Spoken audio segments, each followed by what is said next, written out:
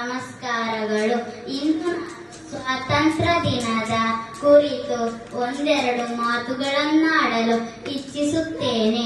August ತಿಂಗಳು ಬಂತೆಂದರೆ ಎಲ್ಲರ ಮನಸ್ಸಿಗೂ ಬರುವ ಪದವೇ ಸ್ವಾತಂತ್ರ್ಯ ದಿನ. ನಮ್ಮ ದೇಶ ಭಾರತ, ನಾವೆಲ್ಲರೂ ಭಾರತೀಯರು. ನಾವು ಸ್ವತಂತ್ರ ಭಾರತದಲ್ಲಿ ಜೀವಿಸುತ್ತಿದ್ದೇವೆ. ನಾವು ನಿರ್ಭಯವಾಗಿ ಹೋಗುತ್ತೇವೆ, ಬರುತ್ತೇವೆ, ಮಾತನಾಡುತ್ತೇವೆ, ಕೆಲಸ ಮಾಡುತ್ತೇವೆ.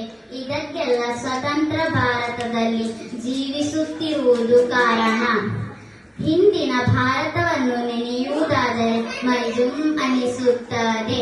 ಹೌದು ಗೆಳೆಯರೇ, ಬ್ರಿಟಿಷರು ನಮ್ಮ ದೇಶಕ್ಕೆ ಬರುತ್ತಿದ್ದರು. ಯಾಕೆಂದರೆ ನಮ್ಮ ದೇಶದಲ್ಲಿ ಏಲಕ್ಕಿ, ಕರಿಮೆಣಸು ಮೊದಲಾದ ಸುಗಂಧ ದ್ರವ್ಯಗಳು, ರೇಷ್ಮೆ, ಹತ್ತಿ ಮೊದಲಾದ ಬಟ್ಟೆ ಬರೆಗಳನ್ನು ಖರೀದಿಸಲು ಬ್ರಿಟಿಷರು ಭಾರತಕ್ಕೆ ಹಡಗುಗಳ ಮೂಲಕ ಬರುತ್ತಿದ್ದರು. ಬ್ರಿಟಿಷರು ಹಂತ ಹಂತವಾಗಿ ಆಧಿಪತ್ಯವನ್ನು ಸ್ಥಾಪಿಸಿದರು.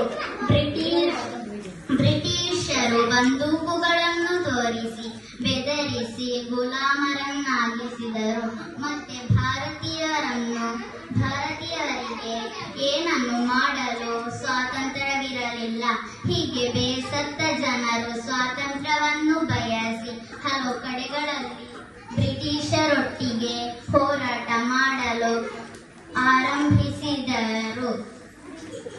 ಹೀಗೆ ಹೋರಾಟ ಮಾಡಿ ದೊಡ್ಡ ಹೋರಾಟವಾಗಿ ಬದಲಾದವು ಚಂಪಾರನ್ ಚಳವಳಿ, ಅಸಹಕಾರ ಚಳವಳಿ, ಉಪ್ಪು ಸತ್ಯಾಗ್ರಹ, ಕ್ವಿಟ್ ಇಂಡಿಯಾ. ಹೀಗೆ ಹಲವು ಚಳುವಳಿಗಳ ಮೂಲಕ ನಮಗೆ 1947 ಆಗಸ್ಟ್ 15ರಂದು ಬ್ರಿಟಿಷ್ ಆಡಳಿತದಿಂದ ನಮ್ಮ ದೇಶ ಸ್ವತಂತ್ರವಾಯಿತು. ಇದಕ್ಕೆ ಹೋರಾಡಿದ ಮಹಾತ್ಮ ಗಾಂಧೀಜಿ, ಜವಾಹರ್ಲಾಲ್ ನೆಹರು, ಅರುಣಾ ಅಸಫ್ ಅಲಿ ಖಾನ್, ಅಬ್ದುಲ್ ಗಫಾರ್ ಖಾನ್ ಇವರೆಲ್ಲ ಸ್ವಾತಂತ್ರ್ಯ ಹೋರಾಟಕ್ಕೆ ಹೋರಾಡಿದವರು.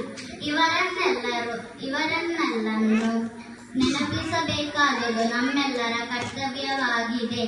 ನಾವು ಸ್ನೇಹ ಭಾವದಿಂದ ಭಾರತೀಯ ಉತ್ತಮ ಪ್ರಜೆಗಳಾಗಿ ನಾವಿರೋಣ ಎಂದು 80ನೇ ಸ್ವಾತಂತ್ರ್ಯ ದಿನದ ಶುಭಾಶಯಗಳನ್ನು ಕೋರುತ್ತಾ ನನ್ನ ಈ ಮಾತುಗಳನ್ನು ಕೊನೆಗೊಳಿಸುತ್ತಿದ್ದೇನೆ. ಜೈ ಹಿಂದ್, ಜೈ ಭಾರತ್.